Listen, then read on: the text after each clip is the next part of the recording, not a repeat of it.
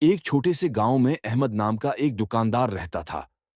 اس کی ایک چھوٹی سی کریانے کی دکان تھی، جہاں وہ ہر گاہک کا مسکرا کر استقبال کرتا۔ احمد ہمیشہ ایمانداری سے کام کرتا، نہ وہ تول میں کمی کرتا، نہ قیمت زیادہ لگاتا۔ گاؤں والے کہتے، احمد کی دکان میں برکت ہے۔ ایک دن احمد نے دیکھا کہ اس کے کاؤنٹر پر ایک آدمی اپنا بٹوا بھول گیا ہے۔ اس بٹوے میں کافی پیسے تھے۔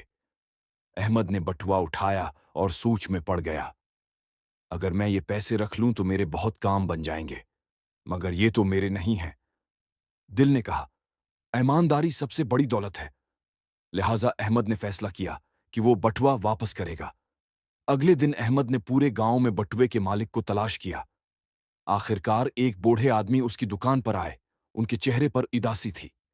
انہوں نے کہا، بیٹا، میرا بٹوا کہیں گم ہو گیا ہے۔ احمد مسکرایا اور بولا، چچا، فکر نہ کریں، یہ رہا آپ کا بٹوا، میں نے سنبھال کر رکھا تھا۔ بوڑھے کی آنکھوں میں آنسو آ گئے۔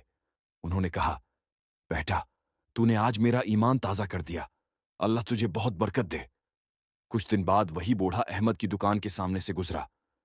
اس نے دیکھا کہ دکان کے باہر لکھا ہے، سیل، سب کے لیے سستی چیزیں۔